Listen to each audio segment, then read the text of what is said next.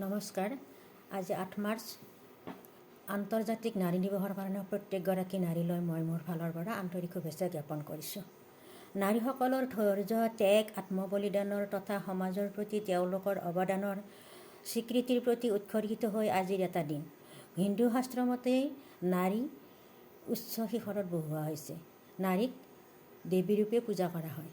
8 March আন্তৰ্জাতিক নাৰী দিৱসত পৃথিৱীৰ সকলো কৰ্মজীৱী নাৰীৰ এটি আনন্দৰ দিন আজি, কিয়নো এই দিৱসত গৰ্ভত থিয় হৈ আছে বিভিন্ন ক্ষেত্ৰত কাম কৰা মহিলাসকলৰ কৰ্মজীৱী নাৰী পুৰুষৰ সমানে সমানে মৰ্যাদা প্ৰদান কৰা আৰু অধিকাৰ লাভ কৰাৰ হেঁপাহ আজি দিনটোত 8 মাৰ্চৰ দিনা। এই দিৱসত অংকুৰিত প্ৰথিত হৈ আছে প্ৰথম বিশ্ব দেশসমূহৰ শিল্প বিপ্লৱৰ বুকুত। ঊনবিংশ আৰু বিংশ শতিকাত শিল্প বিপ্লৱত মানৱ সভ্যতাৰ ইতিহাসৰ গতিপথ বহুদূৰ সলনি কৰি পেলাইছিল। সমাজবাদীসকলে আৰু নাৰী আৰু পুৰুষৰ সমতা সমমৰ্যাদাৰ দিশটো পোনতে আলোকপাত কৰে। 1857 চনত 8 মাৰ্চ দিনা নিউয়ৰ্কৰ বস্ত্ৰ উদ্যোগত কাম কৰা নাৰীসকলে এই সমদল উলিয়াইছিল। 8 মাৰ্চৰ দিনা নিউয়ৰ্কৰ বস্ত্ৰ উদ্যোগত কাম কৰা নাৰীসকলে কামৰ সময় 10 ঘণ্টা কৰাৰ লগতে পুৰুষৰ লগত সমানে সমানে অধিকাৰ প্ৰদান কৰাৰ কাৰণে দাবী উত্থাপন কৰিছিল। নিউয়ৰ্কত মহিলাসকলে এক সমদল উলিয়াইছিল। এই সমদলত মহিলাসকলে উলিওৱাৰ পিছত আৰক্ষীয়ে তেখেতসকলক বাধা প্ৰদান কৰিছিল, কিন্তু মহিলাসকলে সেই বাধাক উলংঘা কৰিছিল। সেই বাধাক নেওচি তেওঁলোকে আন্দোলন হিচাপে গঢ়ি তুলিছিল। তেখেতসকলে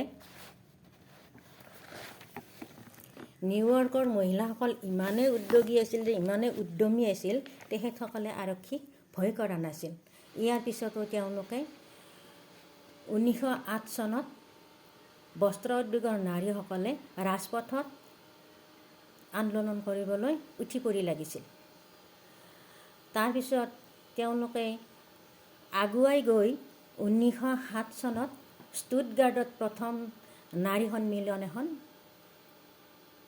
পাতিছিল, নাৰী সন্মিলন এখন অনুষ্ঠিত কৰিছিল।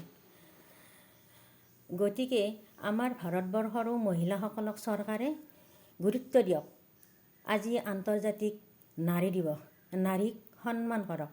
আমি অংগনাবাদী, আশা, ৰান্ধনীসকলে নাৰী দিৱসৰ প্ৰাসংগিক সংগতি ৰাখি মুখ্যমন্ত্ৰী হিমন্ত বিশ্ব শৰ্মা ছাৰক আমি অনুৰোধ কৰিছোঁ, ছাৰক আমি সেৱা জনাইছোঁ যে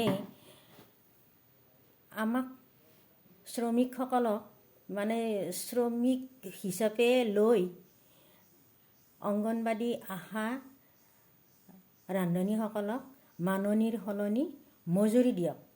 তেতিয়াহে আমি আজি 8 মাৰ্চ নাৰী দিৱসটো প্ৰাসংগিক হিচাপে আমাক আগুৱাই নিয়াত সহায় কৰিব। আৰু তেতিয়া আমি হিমন্ত বিশ্ব শৰ্মাক ধন্যবাদ দিম যে নাৰীসকলক আগুৱাই যোৱাৰ কাৰণে হিমন্ত বিশ্ব শৰ্মাক আমাক আদৰণি জনাইছে আৰু আমাক সন্মান জনাইছে। আমিও তেখেতক আদৰণি আৰু সন্মান দি আমাক আগুৱাই যোৱাৰ কাৰণে, আগবাঢ়ি যোৱাৰ কাৰণে আমাক আনন্দিত কৰক। আমি আৰু আনন্দিত হ'ম। গতিকে মই হিমন্ত বিশ্ব শৰ্মাক অনুৰোধ জনাইছোঁ, আমাক মাননিৰ সলনি মজুৰি দিয়ক। আজি 8 মাৰ্চৰ দিনা আমি আপোনাক সেৱা জনাইছোঁ। এয়ে মোৰ আজি 8 মাৰ্চৰ দিনা নাৰী দিৱসৰ দিনা ক'বলগীয়া কথা। ধন্যবাদ। জয় আই অসম। আজিৰ নাৰী শক্তি নাৰী হৈয়ে থাকক, শক্তি হৈয়ে থাকক।